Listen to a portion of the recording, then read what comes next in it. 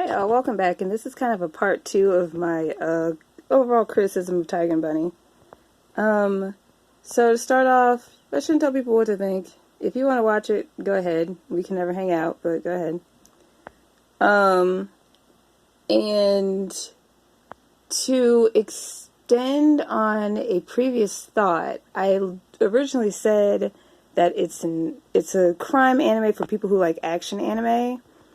And a more extended explanation of that is it's a crime anime for people who like action anime, directed like a suspense mystery anime in very inappropriate times. There are a lot of scenes in Tiger and Bunny where they did things retrospectively that they could have just done outright, and it's really trying to push too hard for a thing that isn't happening within the theme of the world. And it does a lot of the action tropes. Not to say that I'm super familiar with mystery tropes or crime tropes. I've watched a lot of live action crime stuff like Law and Order and Monk. Of course, one of those things more comedy oriented than the other. But it's like Tiger and Bunny tries to fit too much into too little episodes. It has a lot of main characters, and the female characters are there just because. Really, they're just stereotypes. And they don't bother to get into them like they get into everyone else. Well, it's mostly focused on Tiger and Bunny, don't get me wrong. Mostly focused on Bunny, really. But it's like you could have done more with less in this case in terms of your character lineup. But they had to have the stereotypical tomboy, the stereotypical scantily clad college girl, and the black gay guy. Don't get me wrong, the black gay guy is nice, but he could have not been a sexual predator stereotype. That would have been great. But it's the reason why I've brought up Bubblegum Crisis is because Bubblegum Crisis, I don't know if you would call it a crime anime. I call it a crime anime. But it does the crime tropes a lot better, all things considered. Not to say that Bubblegum Crisis does not have its problematic side, especially with body negativity.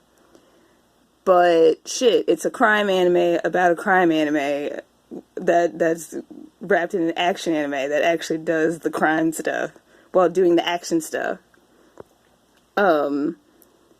And that's one of those less is more things. There's four lead characters if you count the little brother. A problem, an unknown solution, to say this very, very simply. And all the other characters at play around them, but there's three main characters, so they get a lot done. Whereas Tiger and Bunny is like 7 main characters that they try to stick in the main. And then like the characters on the side that actually are important, like Tiger's wife and daughter, that get no play outside of like, oh, she died of an illness. Like you can't say like she died of cancer or something. A mysterious. I looked it up. Even on the Wikipedia, it doesn't even say exactly what happened. And in the series, you never would have guessed that she knows another one of the characters. And the daughter is just, stereotypical 10-year-old with no personality outside of stereotypical 10-year-old girl, even though I'm in a crime anime. It's just so many disappointing things about this, and it's like Sonic 06. I know a lot of people are going to hate that I said that, but one of the problems with Sonic 06 is that they tried to do so much with so little time. Not to say so little resources, but definitely so little time to do it. They tried to cram so much into one game onto one disc. And that is the thing that is mainly wrong with this, because so many other things fall short. But yeah, this is a great example of how so many other things will fall short when you try to do too much at once, instead of just tackling smaller issues like in greater detail. Because, as I said before, like, they tried to do so much with all these characters, they really missed out on, like, this could have been an epic story. Tiger and Bunny could have been an epic fucking story about a dude, like, trying to get revenge and a dude facing that, like, he's aging out of the system, but they just did so much other shit. And it's really sad. But that's a more extended perspective on that. Thanks for watching. I'm not going to tell you to like, comment, subscribe. I really don't care what you do. Bye.